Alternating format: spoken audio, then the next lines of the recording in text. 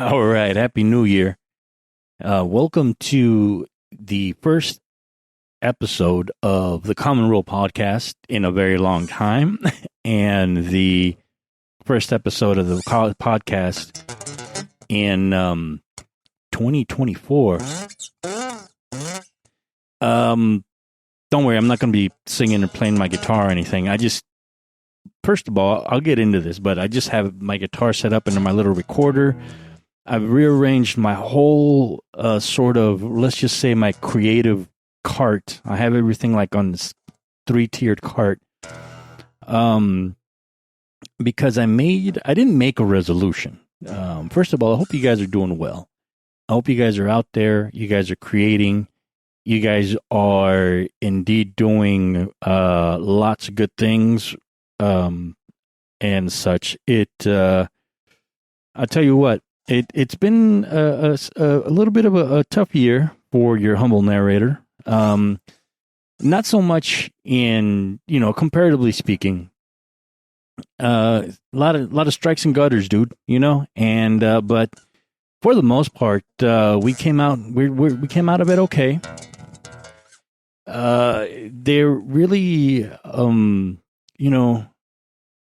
I hate saying shit like this because I don't really think it's healthy. But I think it needs to be said that just when you start to feel sorry for yourself, specifically me, like, oh man, I wish this worked out, this, that, and the other, yada, yada, yada. When you start to look at the problems that are halfway around the world with what they're dealing with, and I'm not going to get into any sort of politics or anything like that, or what side you may or may not be on, or what have you, I look at myself and I could say, man, I am very lucky to be who I am, where I am, and what I'm doing. And I think that is definitely something we don't talk about often enough, is how we can, let's just say, appreciate more of what we got. Hold on, I got to fix, I'm tinkering.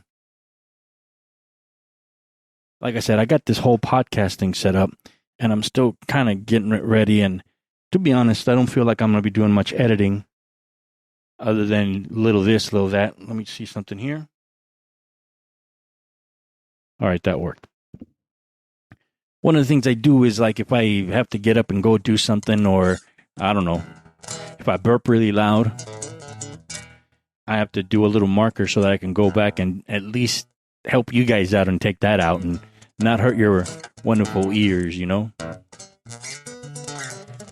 And, like I said, you got to appreciate with what you have. This Thanksgiving was definitely a time for that for me where, here's the thing. And it's funny because I got into conversations with actually a couple of taxi drivers. And one of the taxi drivers I went with, he was very into the indigenous, let's just say the indigenous plight, the historical indigenous, let's just say atrocities and bad luck that they've had at the hands of the white man, whether they were Spaniards or Englishmen, what have you, or of English descent or what have you. And he just, started talking, kind of going in a little bit on Thanksgiving. And I was in Mexico taking this cab, and we were having this conversation. And what's funny is that, yes, in Mexico, there isn't a Thanksgiving per se, or un día de acción, which is kind of a funny name for Thanksgiving. And because I don't understand the word acción as it is in Spanish, I understand it probably has multiple meanings, but I'll read up on that later.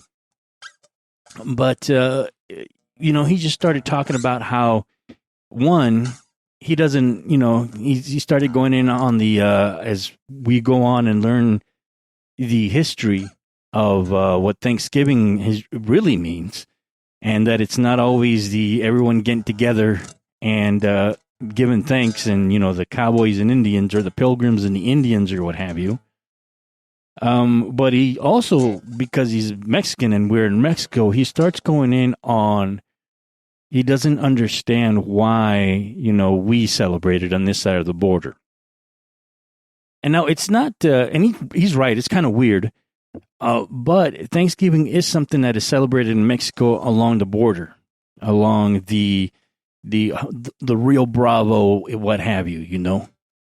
And hey, man, it's just something that spills over to where cultures collide. And you know, the thing is, of course, we're going to get into the Mexico was as big as, you know, went all the way up to Colorado and major part of the west side of the Mississippi and what have you, and this, that, and the other. And so there were Mexicans left, and you know, they on either side of the border, and I'm sure at one point there were also gringos left on either side of the border. And it's just the borders are just so close that it's just, you know, and you start talking about, you know, the exchanging holidays where you can actually even make the argument about how gringos celebrate Cinco de Mayo more than Mexicans do. Cinco de Mayo isn't really a major holiday in Mexico. It is in Puebla. In Puebla, they have the Cinco de Mayo fair. They have a lot of festivities that go on where Cinco de Mayo took place, what the meaning of Cinco de Mayo is. But in Mexico as a whole, the most you'll have is maybe streets named after it. But there isn't a whole celebration where people go out and get drunk. Or, you know, some of my buddies would go to Irish bars, get drunk on Cinco de Mayo, and then go to Mexican bars and get drunk on St. Paddy's Day. So I've always found that a bit charming myself. But it's interesting how, you know, this day of Thanksgiving all of a sudden is controversial. And, you know, good. I'm all for it. Call attention to it. But at the end of the day, I kind of told him, like, hey, man, you know what? That's true. You know, there's nothing I can say about that. As the internet grows and as more information is more readily available to us, we do know that some historic dates, you know, are not as pure and saintly as we would want them to be. You know, it's just one of these things. And never mind going in on Christmas too. You know, it's a controversial holiday to some. And, you know, it's, you know, happy holidays sort of thing, you know. And I'm not into the whole, you know, whatever this, whatever that. I don't celebrate the holidays. I celebrate Christmas. And I don't think it's, you know, to the point where we need to be saying, you know, I'll tell somebody happy Hanukkah or happy, you know, it's not a joke, but, you know, happy Kwanzaa, happy winter solstice. That's fine.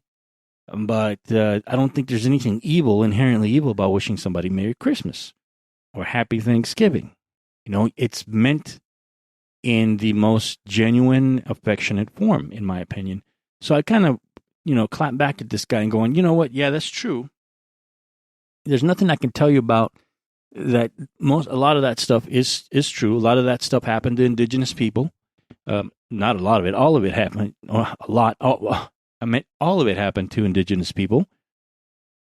But what we can do is take a day to at least appreciate the things that we have, as opposed to bitching and moaning about certain things.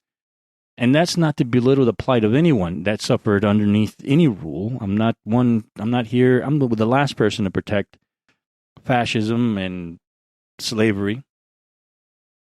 We should take a day to appreciate what we have and where we're going. And it's, you know, it's, again, and appreciate. I made an off-color joke at Thanksgiving, which, you know, I'd repeat on another podcast, but not this one. But I did make an off-color joke, more or less saying that I'm very grateful to where I am. I could be some poor fool on the other side of the world, suffering at the hands of evil men, you know, and it's again,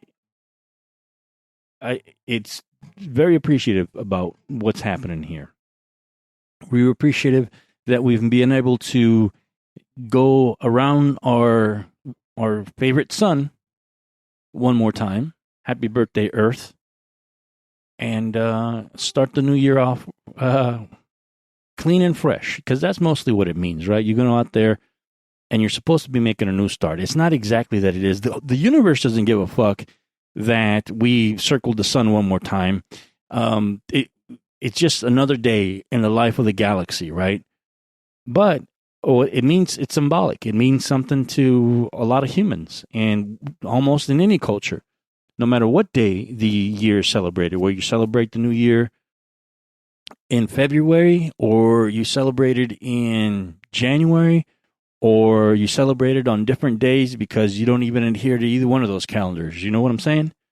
So, it means something. It's a new start. And with new starts come resolutions, right? Everyone talks about, there's always the cliche resolution, this, then the other. I don't make those. I don't make resolutions. I don't believe I've ever, made a resolution. And if I had, I don't think I've ever stuck to it. I don't remember any resolution that I made, or that I started off the new year saying, "Oh, right, I'm definitely going to do this." But what I did do, actually a couple of months ago, which is a complete coincidence, and I wasn't thinking about doing fresh starts or anything like that. But one of the things I came to a realization, or just more or less fed up, is that I need to start creating more content in one way, shape, or form. And not in the sense that I'm going to be an influencer, or that I'm going to be a talking head, or, even a podcaster, which is funny enough. I didn't, as often as I podcast on this channel or in any channel, I didn't make it a resolution, or creating content wasn't going to be some sort of, or making more podcast episodes. It wasn't part of the equation. It would just be a residue or secondhand of what happens as far as making more content. Now, what do I mean by making more content? Because you guys know that I've gone in on this as far as like just being a content creator versus being an artist versus being something.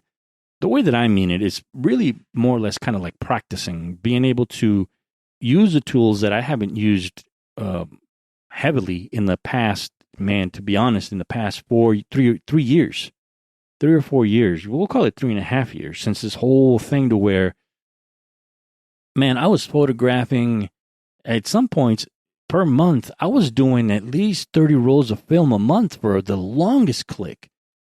Yeah, I'm not exaggerating. Really, somewhere between 20 and 30 rolls of film a month for the longest time, for probably 2.5 years straight. That's what my clip was. And I have the negatives to prove it. I got the receipts, as Cat Williams says. You don't know what I'm talking about, man. Cat Williams started off the new year with a bang. And here, a couple of good things about Cat Williams. I didn't know there were so many people that had morning shows still. Anyway.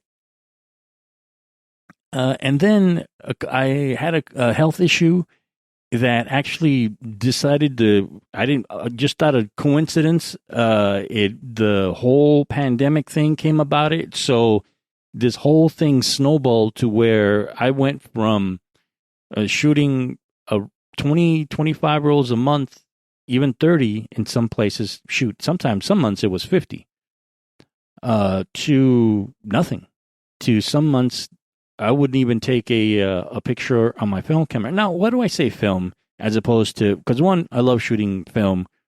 Film's a process. The digital, and I'm not saying that digital photography doesn't count. It does very much. Creating an image, digital photography is just a tool.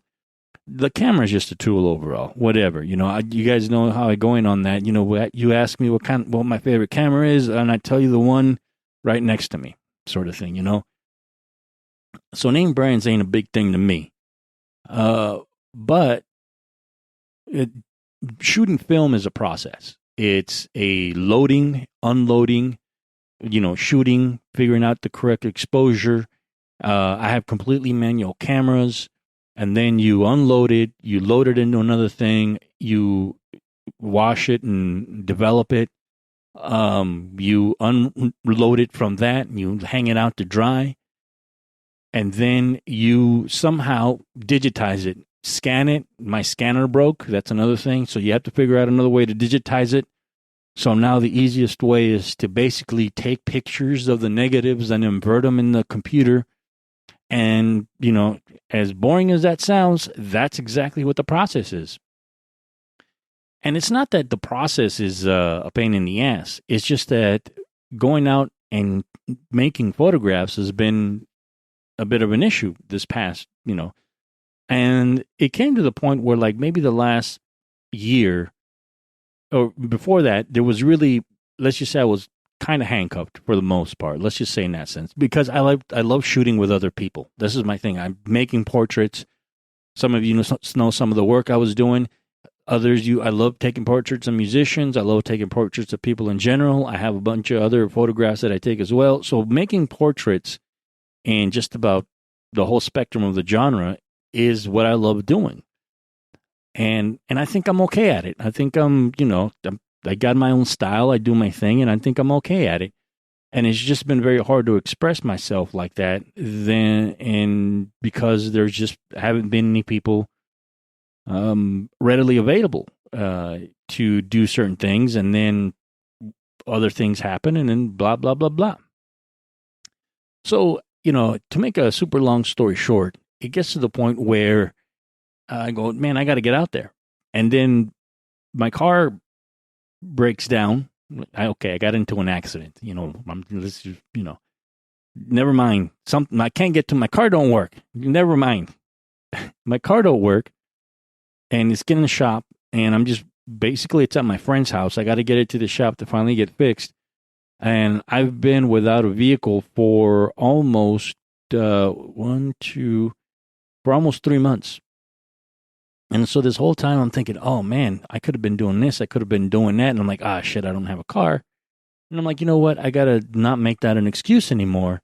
And I got to go out and do some things. So push comes to shove. I just decided, hey man, I just need to create more content in one way, shape, or form. And the word content, again, means that I'm creating something. And not all of it's going to be art. And you guys know I go in on people, not everyone can be an artist. Again, I tell people this, where it really is a romantic notion to think that everyone can be an artist. And it's romantic. It's just like saying, though, that everyone can be a carpenter. Everyone can be a figure skater. Everybody could be a swimmer. And the thing is like you can, but you got to work at it. Just like working at anything else, you have to be able to consistently create something and practice, make content in order to practice your craft, which is art. And there is again, we can all do something one day that expresses ourselves, splatter paint on the thing, but you're not Jackson Pollock, And I do get into arguments with people about that who think that, yes, any human, everyone's an artist. And I'm like, not if they don't work at it. It's not fair to real artists that are out there struggling every day, that are out there working their asses off, trying to perfect their craft, to have somebody fucking fly by night and say, I'm an artist too. And, plug in YouTube, where everybody that, has a camera. I mean, I've been living with this for a while now. Everybody that has a camera is a photographer. And in the romantic sense, sure, you're a photographer, you're a documenter of sorts, and which I'll get into in a second. But to say that you should be in the same breath as Manuel Alvarez Bravo, or an Arbus, or a fucking Annie Leibovitz, or anybody like that, Sally Mann, Henri Cartier, that's ludicrous. That's absolutely ridiculous. And, there's no, I can't start painting, and it's like I'm a photographer. I just can't already start painting and go, man, look at me. I'm Picasso. I'm Van Gogh. I'm O'Keeffe. Whatever. So, I am polarized on that sense, to where it's a disservice to people who call themselves artists. And while I may have artistic tendencies, and I've created a couple of things, I do have a problem calling myself an artist on a consistent basis.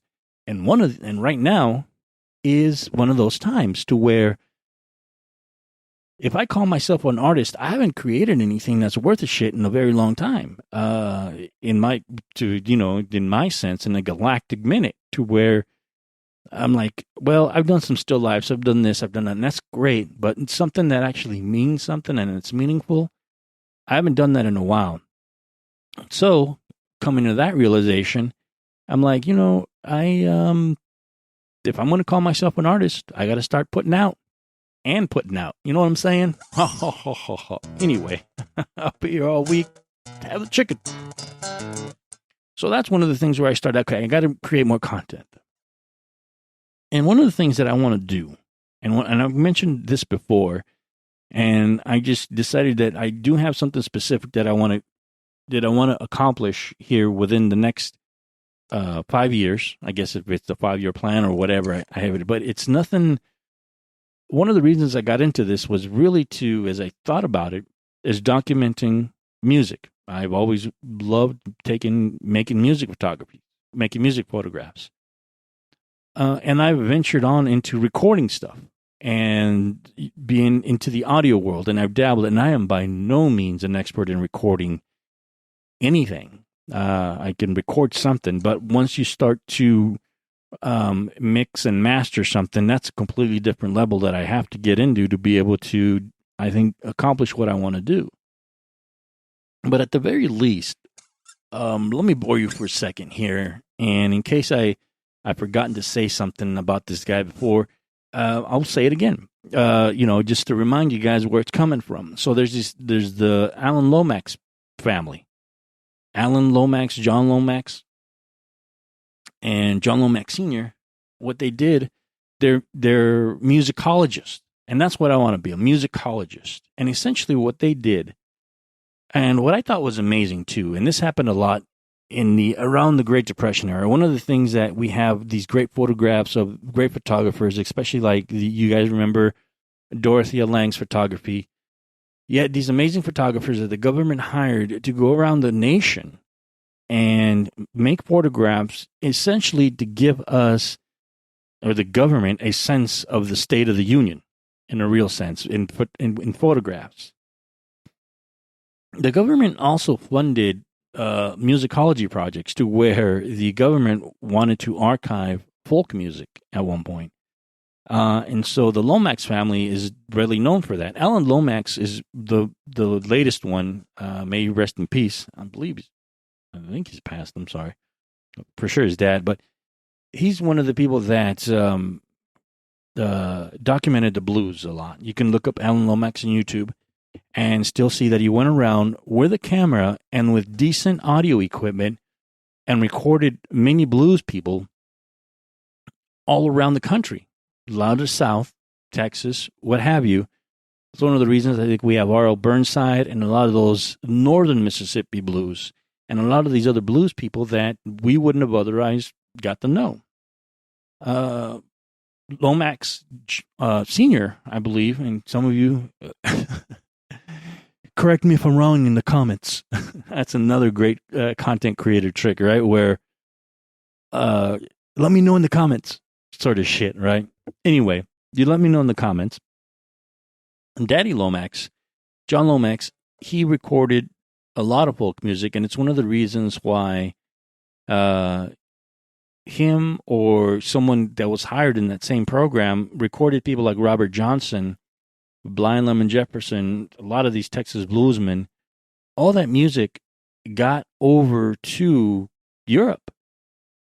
And it's safe to say, even the early Muddy Waters stuff, he first got recorded, their early recordings. Now, all this stuff, all these recordings and all these photographs, like the Dorothea Lange's, those are all readily available at the Library of Congress, by the way. I believe you can get, and again, correct me if I'm wrong in the comments, but I'm pretty sure you can go to the Library of Congress and ask them for a Dorothea Lange print, and for like $30 or something like that, they'll give you one. They'll make one for you. All the prints are readily available. They're the people's property. And this just blows my mind that you have these amazing artists that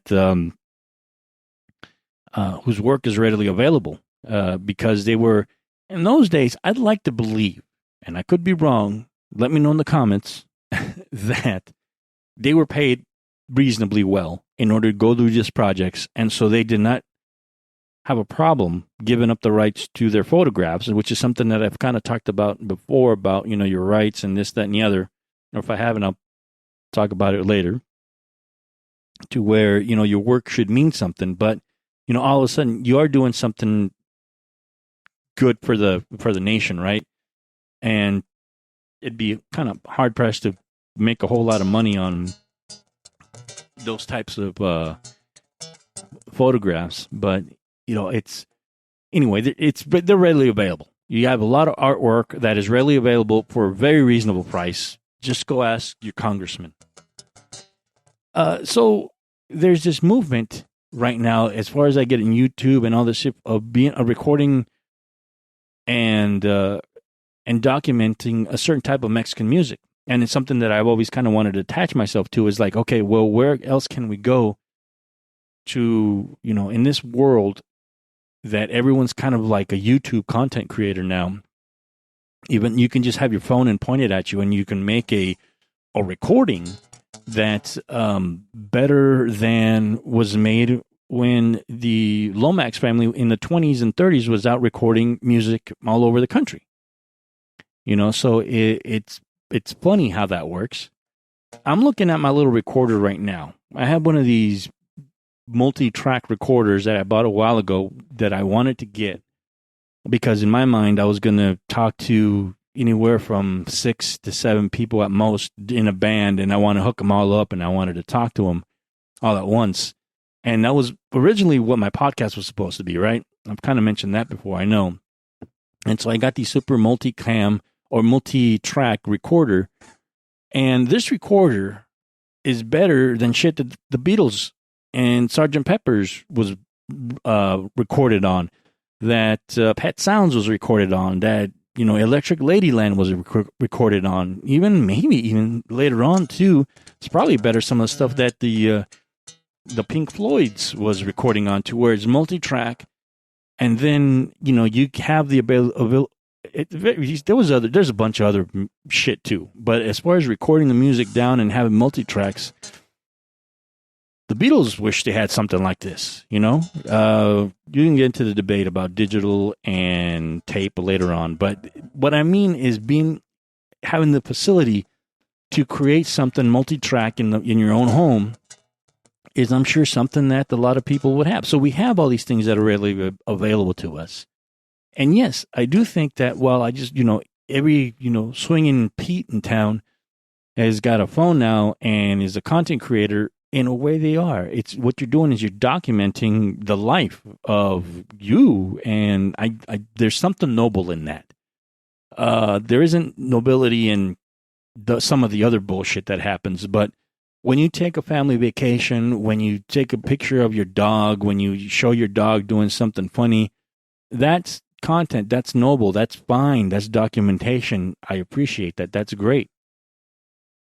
And so I know, at one point, am I afraid that everyone has a camera and call themselves a photographer? I'm like, nah, not really, because I do think that while I bitch and moan about everyone being not everyone can be an artist, I do believe everybody can document life and can document certain things. And so documenting music, I think, is an extremely noble profession, especially in rural places where you don't have access to a decent recording or a decent way to record, a recording studio.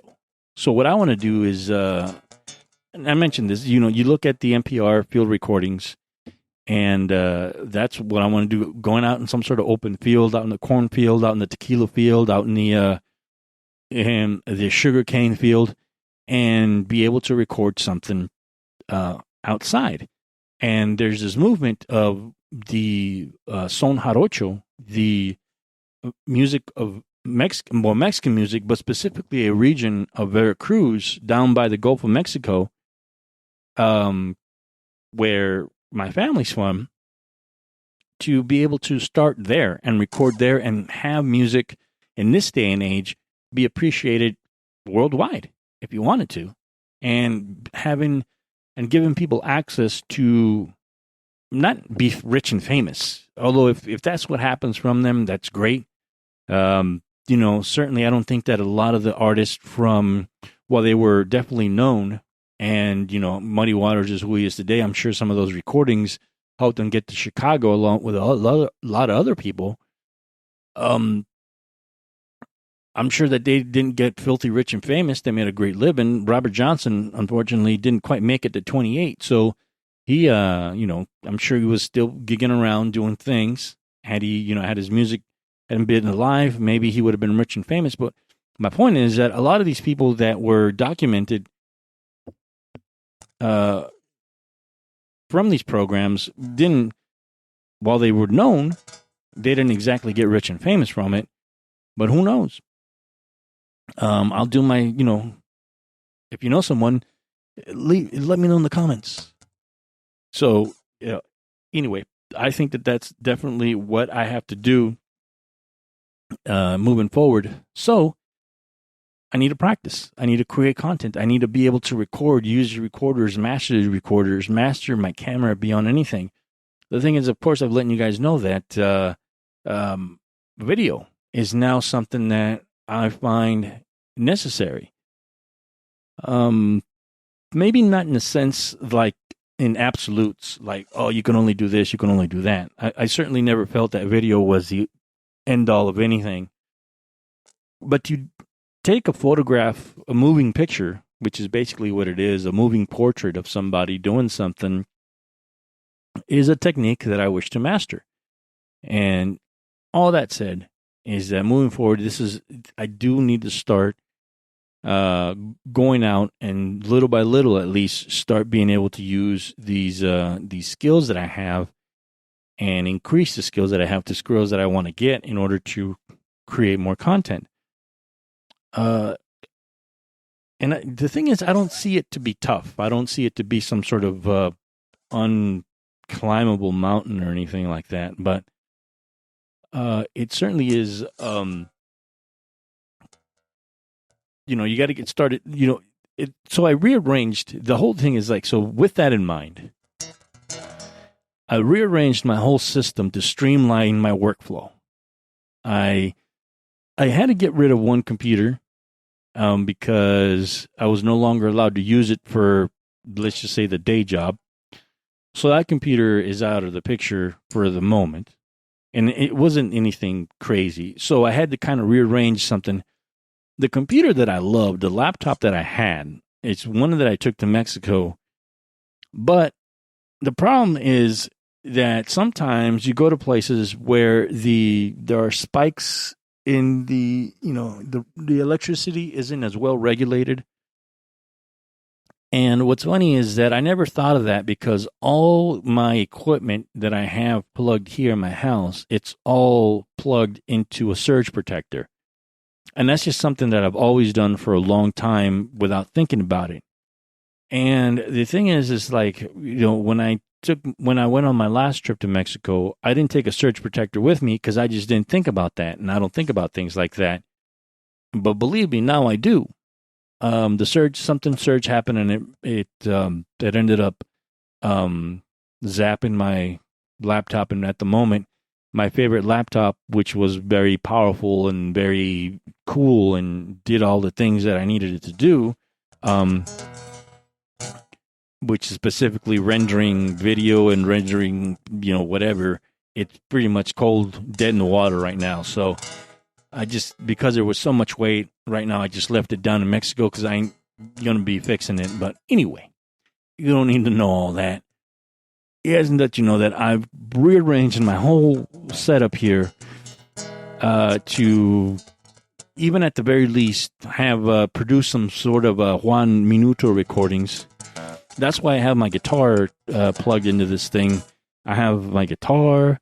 I have this little thing that splits the guitar notes into the bass and the bottom end. I have a little tiny amplifier in the back. Everything's going into this multi-recorder. My guitars are hanging readily from the cart, so that I don't have to do anything but pick up the cart. I just roll the cart towards me, flick the on button and flick a couple on buttons, and I'm pretty much ready to start recording. As the way it should be, I guess. Now that I have all this available, so that's why I have the guitar on, and I have a little kick thing on there. So anyways, I got a lot of shit hooked up at once. That's why you hear my guitar. And I'm saying, you know what? It's a great podcasting setup. A couple sliders here, sliders there. I back up my whatever. You don't need to know that. All I'm telling you is that I've streamlined my workflow to create things a lot easier. Cleaned up my room, cleaned up some messes, reorganized some wires. Everything was everywhere. And I'm like, I got to dust this off, and I got to do it right, because I kind of had it here, kind of had it there. And then I did some feng shui in the room and moved a bunch of furniture all around. I did this thing to where basically I can get up, sit on my bed, pull the cart towards me, and turn it on and start recording. That's where I'm at right now. So that excuse is out, as far as like, oh man, I got to do this, got to do that. So in the blessing, having one computer, having fewer choices might actually be a more liberating situation.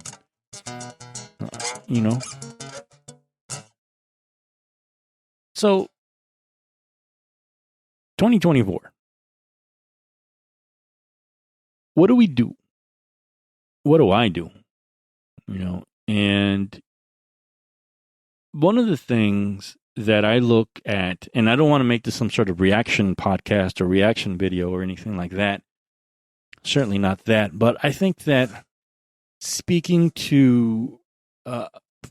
for myself, like I do see a lot of artists a lot of what I think are great artists on my little social media feed, who are currently very affected by things that are happening halfway around the world, to whether they're posturing or not. And that's not to say that I'm accusing anybody of anything, as far as, doing things like, let me know in the comments below, something that generates false engagement to your social media. I certainly don't want to accuse anyone of this, only because the artists that I follow, it doesn't seem they would have had opportunities to do this with other historical things. And while it's not to say that they were callous to a lot of things, it seems that the current events are affecting these particular artists a lot more than normal. To some of them are not creating and going through a rut because emotionally they can't seem to disengage with what's happening to them. I assume there's a lot of personal things going on. Maybe they know somebody who knows somebody. Maybe they know somebody directly. God forbid they are directly involved or affected by these current events. And man, my heart goes out to them. My heart goes out to everybody who is in a bad situation. And so I look at these, and I am, at one point, you have to think about how much social media affects you. And I know I may be preaching to the choir here, but as far as thinking about what, these artists may be going through, and that's not to say that these events don't affect me at all. I mean, if I tell you, even if you go, man, that's a bummer, at some point it affects you a little bit. You feel sympathy, empathy for what's going on here, But it really is to the point where, social media is that distracting. A lot of these guys turn it off, which I find healthy. It's like, hey, sorry guys, I haven't posted in a while here, but there's just, I haven't had anything to post. I haven't created anything new. I've just been, thinking about what's going on and this, that, and the other. And I'm like, that's cool. That's very awesome.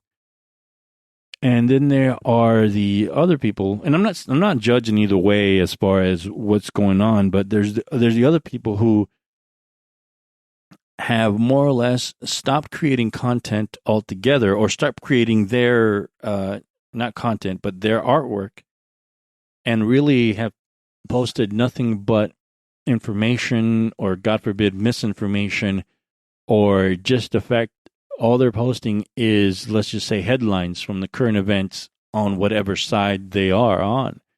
I feel very lucky to have people that are passionate about situations that are on both sides, to where I can see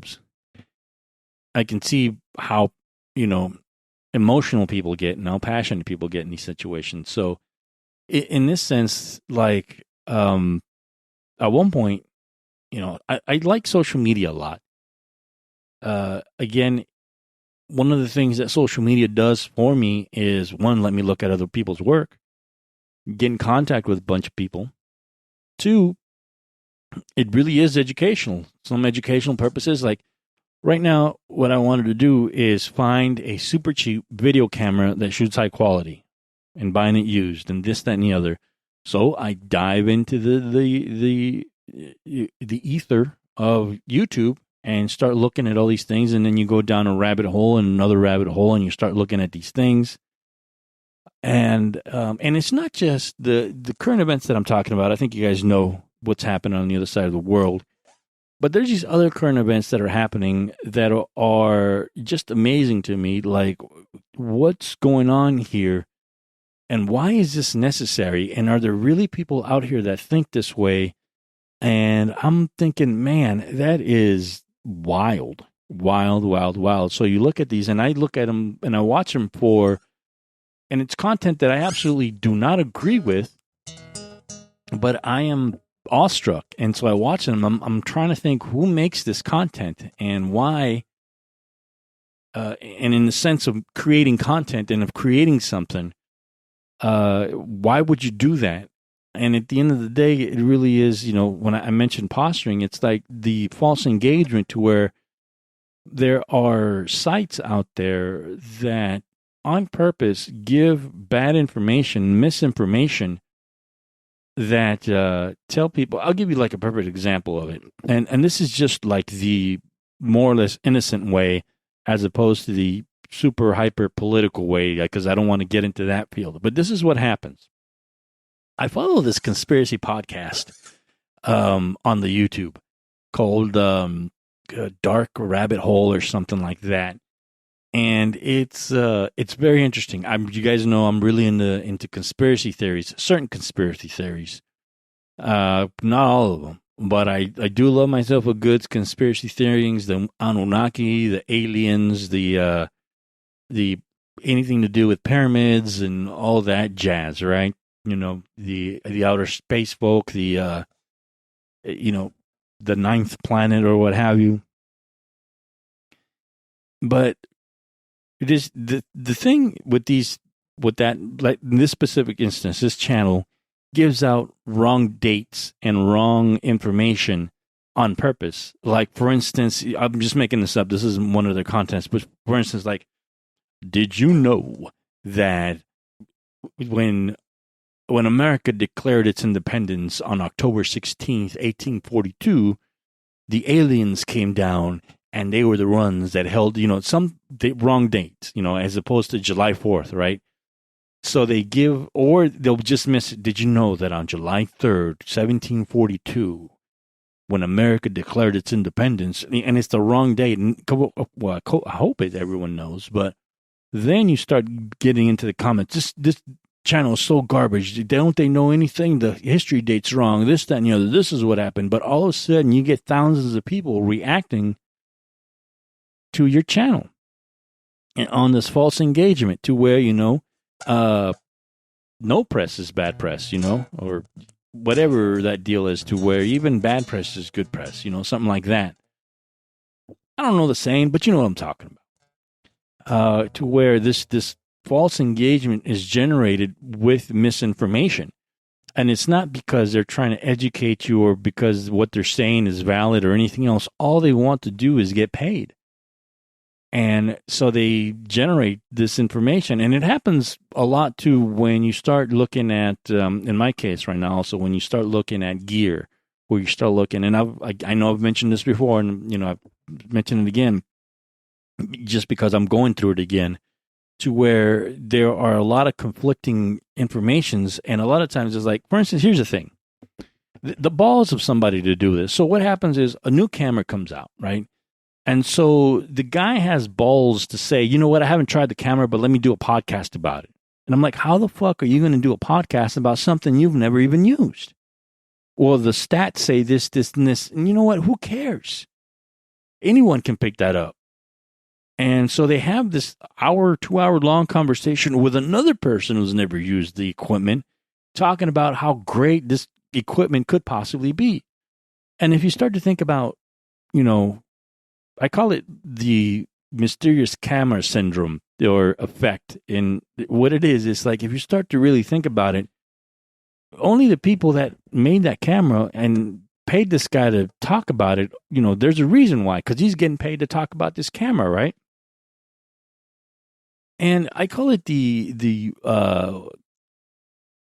coincidental camera syndrome. I'll come up with a good name: the funny camera syndrome, or the effect, or the coincidental camera something. I'll call it the coincidental camera effect, where you can't believe everything you see on the internet. You see these amazing things that happen on the internet, and there just happens to be a camera pointing at the specific thing at the specific time, to where, like, yeah, that's not real. A lot of it has to do with these fights that happen, and sometimes they're real, don't get me wrong, but a lot of these times there's like, man, that just looks fake, and it probably is. The only real things you can trust are, being there. I mean, and you get the point now where the software is so good where it can mimic people's voices. And you can, in this day and age, the artificial intelligence is able to generate somebody that looks exactly like you, that can say something, and God forbid it's allowed in court. You don't want that. So the whole thing, though, is that they are creating content. They are out there creating something that actually takes time to create. But, at one point you have to ask yourself, is it worth my time, sort of thing? And I know I went off of the deep end there a little bit, but the whole thing is like, yes, creating content is my goal for the future, or creating more content, regardless of whether it's considered art or not, just because I need to practice, like the real AI, fucking Allen Iverson, dude, fucking practice. Sports fans know what I'm talking about. Anyway, yes, creating content is something that needs to happen, in my opinion, if you are going to be considered an artist. And the thing is, you don't have to publish everything. I mean, there's a lot of shit that, I'm recording. I wrote a song today, and but that's never going to see the light of day because it's offensive. It's about Juan Minuto. I didn't write a song. I produced it. I produced the song. Juan Minuto is the one that wrote it. And he said he said Willie Nelson stole the melody from him. I don't know. I'm going to have to ask Cat Williams if he knows the truth. But it's, Juan Minuto, I produced and recorded right now a song that's probably never going to get released. It's still in its working stages. It's more a demo, but it's offensive. And does that song need to be out in the open? Probably not yet. Probably not ever. But when you listen back to it, it practice, and how to record something at the very least, how to play it. And then, if you want to publish it, great. Do your content, And here's the thing. Back on content creating. At a lot of times, guys, turn off your comments. You create something, turn off your comments. Fuck them. You don't need all my comments. I've never read a single comment on any of my podcasts. I don't care. I don't care what people have to say about my podcast. These are my podcasts. It's sponsor free. I record my own podcast. I produce my own podcast. And again, I want to reiterate that if you have commercials on the podcast from whatever app you're listening to, it's not mine. I'm not getting any money from them. I'm not sponsored by anyone. And that's just whatever station you're listening to. That's their commercial thing. Just wanted to point that out there. But yeah, it's, turn off your comments. You don't need to have anybody talk to you about your music if you don't want to, or your pictures or anything. If it's so problematic, because man, there are people out there. You know what I'm talking about. You know what I'm talking about. There's people out there that have no business doing anything. And, criticism is one thing. And, but hating is another. And I'm not going to take, if I'm a carpenter, I'm not going to take criticism from my work from a plumber. You understand what I'm saying? They have their business. I have my business. Now, if another carpenter wants to talk to me and go, hey, man, you know what? That angle's wrong. Or maybe I have another technique you can use to drive that nail into this, fire break, whatever. That's legit. But if the plumber comes up to you and goes, hey, man, blah, blah, blah, blah, this, then, hey, man, fuck him. If the mechanic comes up to you and says, you know what I would have done? I would have said nothing, shut the fuck up. Who cares? That's none of your business. That's none of their business. And what you got a lot right now is people who don't know how to be carpenters, telling a carpenter how to do their job. And you don't need that. You don't need that. What you need is, even if the and I think this is, I'm going to get out of here because I think I've wasted too much of your time and I've rambled on long enough today. Keep in mind, I have been podcasted on the Common Rule for a while. But what you have, too, is an audience, all right? Because at the very least, sometimes what we do is when we publish anything, whether it's a song, whether it's a photograph, whether it's a painting or a poem, whatever, you more or less you publish it unless you really make everything private. You put it out, and you, instead of maybe showing your family members what you've done, which you can absolutely do, you can make your whatever profile, you can make it private and only have certain people get in it or look at your stuff. But you do, an audience is nice, and this is what I made today. This is what's happening. Obviously, I'm sure I got a lot of people fed up with my social media where, hey, look, I made pizza and bread today. Hey, look, I'm wearing PJs today. Hey, look, this is me eating food somewhere. And you know what? That's, again, documentation is valid. But I don't need, I don't need comments. You don't, if you want to publish that, that's fine. But you don't, when you have an audience, like, oh, look, because I notice, like, some artists out there that I follow, I'm not going to mention any names because I don't want to get their, like, anybody's listening anyway, but I don't want to get their audience members, like, they make very beautiful art and they make a lot of controversial personal art. I mean, this guy's one of my favorite artists. He is amazing. But I look at his comments on some of these things, and there's people going off the wall like, oh, fuck this, fuck that. How, I'll just use the word controversial, but that's not what they're saying. They're saying other things. Oh, how controversial this is. I would never buy this. I would never hang this on my wall. And it's like, well, it's not for you. Who cares? Why the need to, I don't get that. It's one of the reasons I left Facebook anyway. I go back into Facebook because I need to buy a couple of things around town, and then I look at these people. I'm like, why? What? I don't care. Anyway, for your artwork, you can turn off comments, man. You don't need any sort of affirmation, and I think we need to learn not to take affirmation from people who don't know anything. I got buddies that will message me and go, hey, man, how'd you do this? That's bad. Or, hey, this, that, and the other. Absolutely fair. and they know that I accept their criticism. But some other people that are like, man, this, that, and the other, or even on a comment that I might make on something else, who cares? Whatever. Anyway, turn off your comments, I think, on a lot of things. While the engagement might be fun and the likes might be fun, if you are creating content and just uploading it, I think, who cares what other people think? Hey, man, they can't all be zingers, Especially, again, if you're creating content versus creating artwork. Create the content, practice. And, publishing to social media is part of the deal. If I create, like you say, a video or a short film or a long portrait or, a long landscape, which is actually something that I want to get into as far as growing artistically. You guys know that my landscape photography really sucks. So I'm going to go, okay, let me cheat a little bit. Let me add sound to it.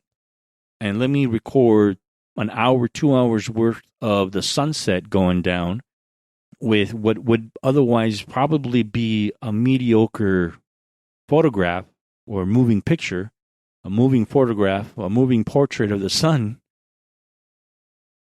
and add sound to it. Give it another dimension. See what that looks like. Or just take a series of photographs, whether they are hyperlapse or not. I'm boring you guys now. I'm getting technical. I know that. But do sort of hyperlapse to where maybe it's not a complete thing, but it's a series of photographs that fade into another with the sound going on in the background. I do that. Something where I add another dimension to the work. Which brings me to my final point before I get off. I know I was going to tell you, but I forgot one point. I looked at my notes here. I got one last point here. That as far as what this podcast is probably going to, as far as creating content, creating things, and creating, or going off on a tangent a little bit outside my normal comfort zone, which is at this point recording audio, right? I want to do something called, and I think I don't have too many places to upload them, but I will be doing things called field recordings. Now, you guys know that I love the NPR field recordings, the versions where they have artists out in the open field doing things, this, that, and the other. I'm starting to get into recording sounds and what have you, this, that, and the other. But one of the things that I haven't seen, for the most part, at least not in a purely audio sense, and maybe rightfully so, because it might be a stupid idea, but I don't care. I've been experimenting with these for a while, and, I file them under white noise, where, you can probably listen to this in the background and have a lot of, it doesn't necessarily have to be talk, but putting the microphone on and just going for walks and going along the day to certain places, but just always have the microphone on to where I can come back and just upload it as a field recording. Just sort of like, this is me going to the restaurant. This is me going to, why? I don't know if it's going to be super interesting in a sense, but the practice that I would get from getting those recordings and the process of getting them down and preparing them for a broadcast and then finishing up by actually having them broadcast, that content creation is practice to where this is going to sound good, this is not going to sound good, and whether or not it entertains people at the moment, I guess I don't really care. But what I am doing is documenting my day, having conversations with random people, and being able to document that and then just upload it and have some sort of documentary of a day in the life sort of thing. And that's basically where I can start. I have now the equipment, been blessed in whatever deity you believe in. I've been blessed by your favorite deity to be able to be in a situation to where I have these, the equipment readily available to me now, to where I'm like, okay, and then maybe move along and add video to it. But I'm not interested so much in video. I'm not sure. Maybe take photographs on it, and I'm really back to not interested in video. Anyway, so my whole point is that I'm gonna do these field recordings. Whatever they end up being is fine, and then I'm just gonna upload them up to this channel as a field recording. And it could be an hour or two long of just garbage, of just a day in the life, of something that someone can have in the background and listen to the white noise, maybe fall asleep to. I don't know.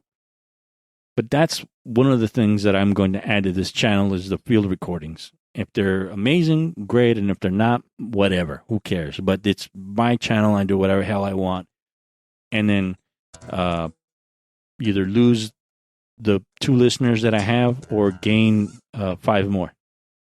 All right. Thank you so much for letting me ramble on this first episode of 2024 for the Common Rule Podcast. You guys take it easy. I hope to get with a lot of you. Again, I'm in my delusional head. It sounds like hundreds and thousands of people are listening to this. But yes, I do need to have more conversations. If anything, this Cat Williams conversation is with Shannon Sharpe. You guys got to listen to it. I don't care what genre in life you're in. If you want a conversation that's explosive, that's unfiltered, this is the Cat Williams. This is the and it's not, I wouldn't even call it a podcast, even though it probably is under this format. You need to watch this. Do it in breaks though, because it's super long. It's like 2 hours and 46 minutes, but you have to listen to this, please. It's it's insightful at the very least on so many different levels. Even if you do not agree with everything that he's saying, it makes for great television, radio, podcasting, and it's a must as far as, you know, the types of conversations that kind of need to happen between artists and someone who's very interesting in listening to an artist talk. My whole point is, I really do hope to start talking to more artists this year. And it's one of these things where, okay, well, as soon as I get my car back, and you know what the other thing is, man, I got to learn how to take public transportation. That's one thing too. So the trolley and bus thing happening in San Diego isn't as terrible. I don't think I can get everywhere that I need to get, but I think in most parts, I can get close enough to where the lift isn't as expensive. San Diego's got a decent, well, I don't know how far decent, but there's at least in San Diego City, there seems to be a decent public transportation system in trolley in conjunction with the buses. And Google's a great way to, just letting you know, Google's a great way to let you know what buses to take. And I need to take more public transportation. And hey, that's part of the field recordings too. Now that I think about it, you know, hey, this is me taking the trolley. This is me on the bus. And this is me in the on the coaster train. All right. Thank you guys so much for listening. I really appreciate it. I know I rambled on. Maybe did not make a whole lot of sense, but the intent was there. Have a good one. I will talk to you soon. Hopefully I see you in real life. Take it easy and enjoy your youth.